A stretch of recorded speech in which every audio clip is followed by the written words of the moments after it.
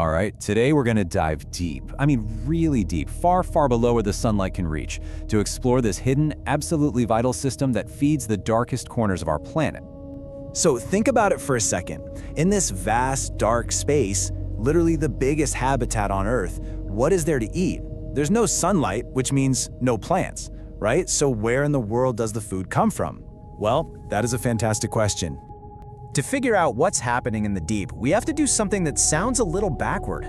We have to start at the very top, right up in the bright, sunny, bustling surface waters. I mean, this sunlit zone is just teeming with life. It's this nonstop party powered by the sun. You have microscopic phytoplankton, these tiny plant-like organisms that form the base of pretty much the entire ocean food web. But here's the key. It's not just the life that matters for our story. It's what happens after life that really gets things going. And this is where it gets really, really cool.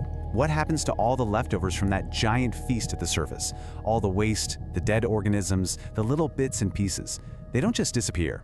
Nope, they start a whole new journey. And that journey has a name: marine snow. Now let's be clear, it's not actual snow.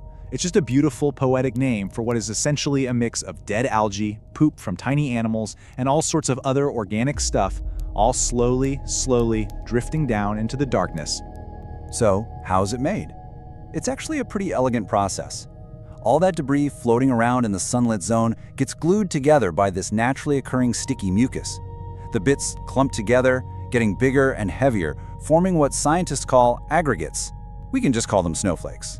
Once a snowflake gets heavy enough, gravity just takes over, and its long, slow, epic descent into the deep begins. And what a journey it is. We're not talking about a quick drop. We're talking about a single tiny particle falling for kilometers through the water. It's a slow-motion trip into a world of ever-increasing darkness and crushing pressure. Our first stop is about 200 meters down. Welcome to the Twilight Zone. The bright, vibrant world of the surface is gone, replaced by this perpetual deep blue dusk. There's not enough light here for photosynthesis anymore. The world gets a lot quieter. But let's keep going. Down at 1,000 meters, we enter the midnight zone. And it is exactly what it sounds like. It's pitch black. I mean, absolute, total darkness. No ray of sunlight has ever reached this place.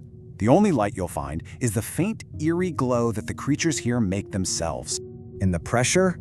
Oh, it's just immense. It's over 100 times what you and I are feeling right now at sea level. You'd think nothing could possibly survive here. And yet, life finds a way.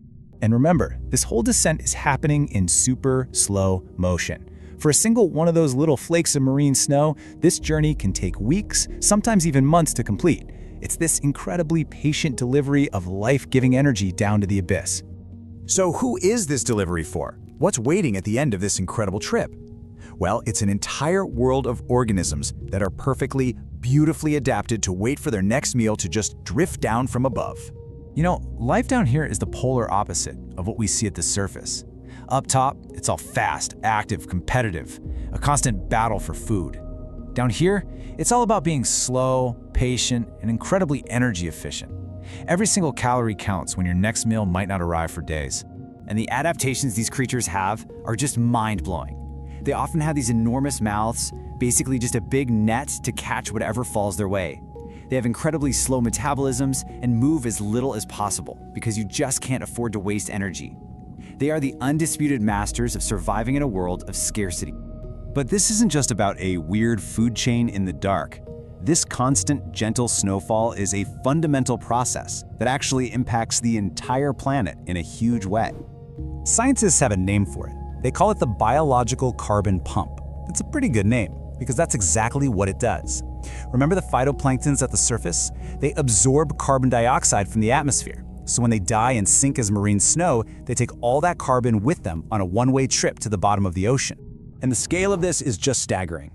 This process is responsible for locking away a massive amount of carbon from our atmosphere. It gets stored in the deep ocean, where it can stay for hundreds, sometimes even thousands of years. It plays this absolutely critical role in regulating our planet's climate. But, and this is a big but, it also means the entire system is incredibly fragile. Any little change at the surface, like shifts in ocean temperature or chemistry that affect those plankton populations, has a direct, cascading effect. It can disrupt the food supply for the entire deep ocean. What happens up top really matters down below. So, this invisible, silent snowfall isn't just feeding some strange creatures in the dark. It is a critical part of Earth's life support system, a hidden engine helping to keep our climate stable. Which leaves us with a pretty important question to think about. What happens if we disturb it?